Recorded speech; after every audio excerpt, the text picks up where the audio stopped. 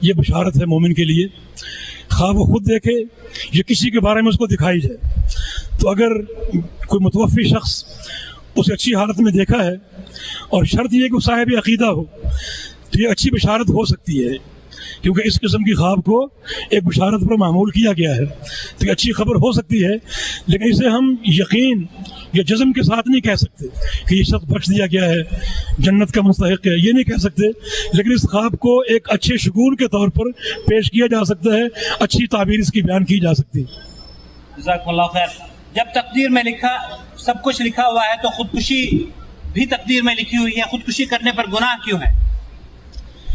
گناہ اس لیے ہے کہ اللہ اور اس کے رسول نے اس سے روکا، اور آپ کو علم ہے کہ یہ گناہ ہے، اور اللہ اور اس کے رسول نے اس سے روکا ہے۔ خودکشی کرنے والا جہنم میں جائے گا، اس کے باوجود آپ نے خودکشی کی تو پھر یہ گناہ تو ہے ہی ہے، لہذا اس کو ماد اس بنا پر جائز کہنا کہ تقدیر میں ایسا لکھا تھا پھر گناہ کیوں؟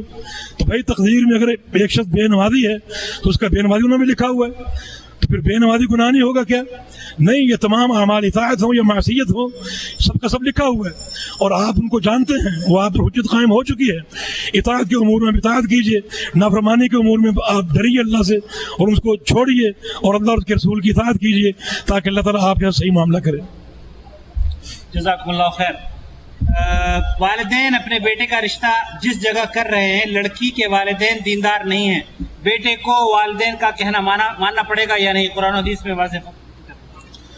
اس صورت میں نبی علیہ السلام کے فرمان کی نافرمانی ہوگی۔ رسول اللہ صلی اللہ علیہ وسلم کا فرمان ہے کہ تنکر المرأۃ لاربعین لدینها ولمالها ولحسبها ولجمالها، کہ عام طور پہ عورت سے نکاح 4 امور کی بنا پر کیا جاتا ہے، یا اس کی دینداری کو دیکھ کر، یا اس کے مال کو دیکھ کر، یا اس کے خاندان کو دیکھ کر، یا اس کے حسن کو دیکھ کر۔ رسول اللہ صلی اللہ علیہ وسلم کا فرمان ہے کہ فاظفر بذات الدین، کہ تم دیندار کو ترجیح دو، اس عورت کو ترجیح دو جو دیندار ہو، چاہے مالدار نہ ہو، اتنی خوبصورت نہ ہو، خاندان چاہے اونچا نہ ہو، لیکن دین اگر مستحکم ہے اس کو ترجیح دو۔ تو آپ کے والدین آپ کا نکاح ایک ایسی خاتون سے کرنا چاہتے ہیں جہاں دینداری نہیں ہے اور دین نہیں ہے، تو اس معاملے میں آپ ان کی نافرمانی کر سکتے ہیں، کیونکہ اگر ان کی اطاعت کریں گے تو ان کی اطاعت میں اللہ کے پیغمبر کی نافرمانی ہوگی، یہ جائز نہیں۔ شیخ، اگر لڑکی ہو، لڑکی کے والدین کسی جگہ شادی کرنا چاہتے ہو تو پھر بھی یہی معاملہ ہے۔ لڑکی کے والدین اگر کسی ایسے لڑکے سے نکاح کرنا چاہ رہے ہیں جو دیندار نہیں بلکہ بے دین ہے، تو لڑکی کو حق ہے کہ وہ اس کا انکار کرے، اور لڑکی کے اذن کے بغیر نکاح نہیں ہو سکتا۔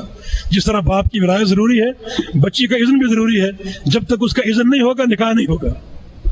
والدین کی فرمانبرداری کے موضوع سے ایک سوال یہ آیا ہے کہ اگر جہیز نہ بچی لے کر آئے تو کیا والدین اس لڑکی کو طلاق دینے کا حکم دے سکتے ہیں اس بچے کو؟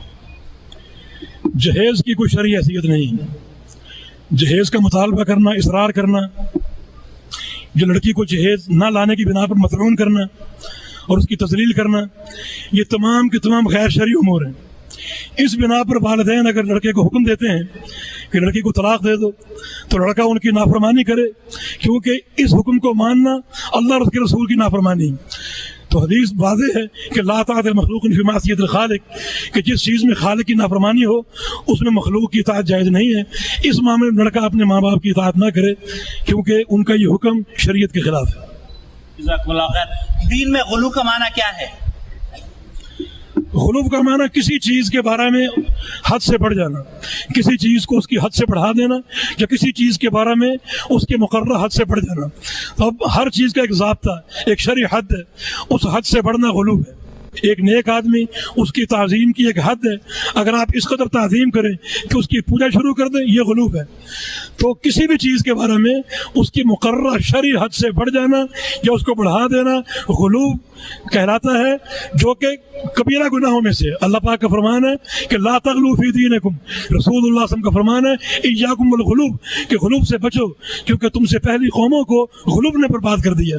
تو اس مسئلے میں آپ توازن دیکھیے، اعتدال کا راستہ دیکھیے، اور کسی چیز کے بارے میں غلو کا ارتکاب نہ کیجیے، کسی کی ایسی تعریف نہ کریں جو اس کی حد سے بڑھ کر ہو، یہ غلو ہوگا۔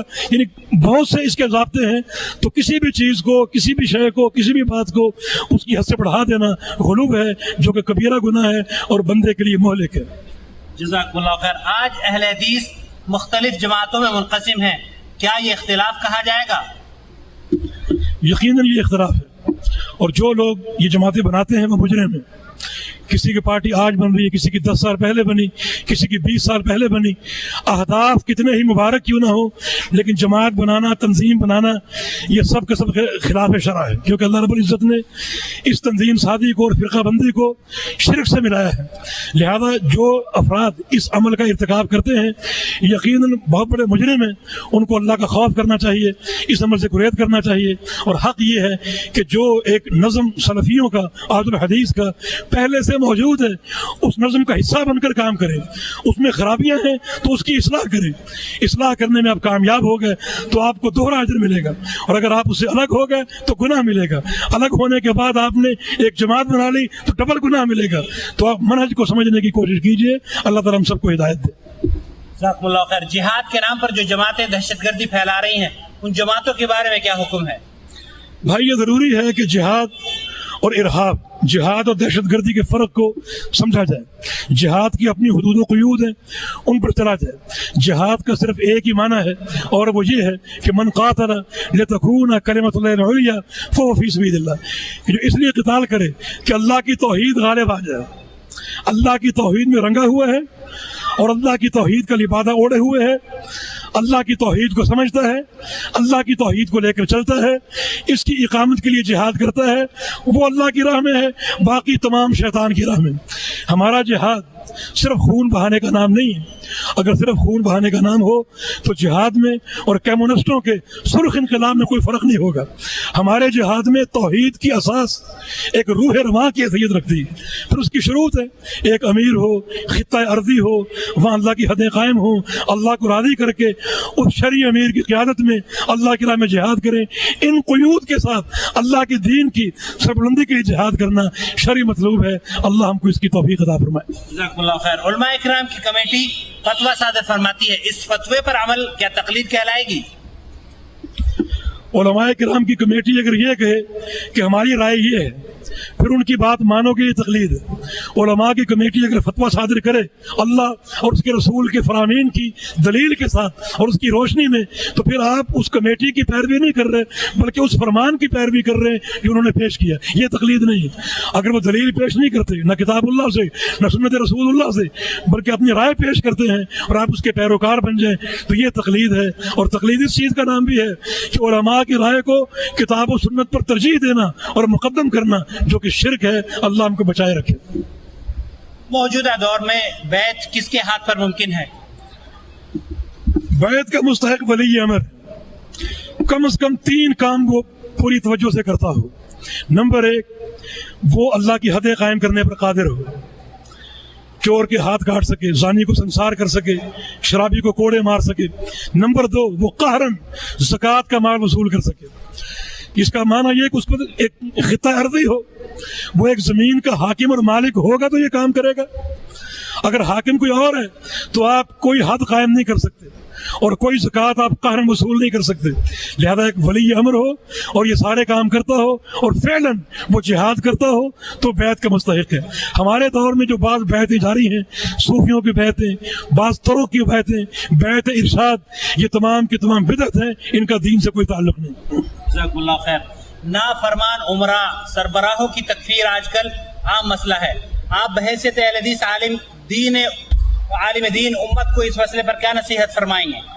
ہم حدیث رسول کی روشنی میں نصیحت فرمائیں گے۔ رسول اللہ صلی اللہ علیہ وسلم کا فرمان ہے، من قال لاخیہ یا کافر فقد باء باحدہما، کہ جو شخص کسی شخص کا نام لے کر متعین کر کے کہے کہ تو کافر ہے یا فلاں کافر ہے، تو دونوں میں سے ایک ضرور کافر ہے، یا وہ اگر وہ نہیں ہے تو پھر کہنے والا کافر ہے، چاہے وہ عبادت گزار ہو، وہ حاجی ہو، متقی ہو، پرہیزگار ہو۔ اگر جس کو وہ کافر کہہ رہے وہ کافر نہیں ہے تو پھر کہنے والا کافر ہے۔ تو ہم کہتے ہیں کہ اللہ سے ڈرو، اور یہ تکفیر ایک جرم ہے۔ خوارج اسی جرم کے مرتکب ہوئے۔ رسول اللہ صلی اللہ علیہ وسلم کا فرمان ہے، الخوارج ہم کلاب النار، کہ خارجی جہنم کے کتے ہوں گے۔ تو اس کی بڑی وعیدیں ہیں، اللہ ہم سب کو عافیت دے۔ آمین۔ امام مہدی جب آئیں گے تو ان کا عقیدہ کیا ہوگا؟ وہ خود اپنے عقائد پھیلائیں گے یا نبی کریم صلی اللہ علیہ وسلم کے طریقے پر عمل کریں گے؟ اس میں صریح حدیث موجود ہے کہ وہ رسول اللہ صلی اللہ علیہ وسلم کے طریقے کو لائیں گے، اسی کو پیش کریں گے، اسی پر عمل کریں گے، اسی کی دعوت دیں گے۔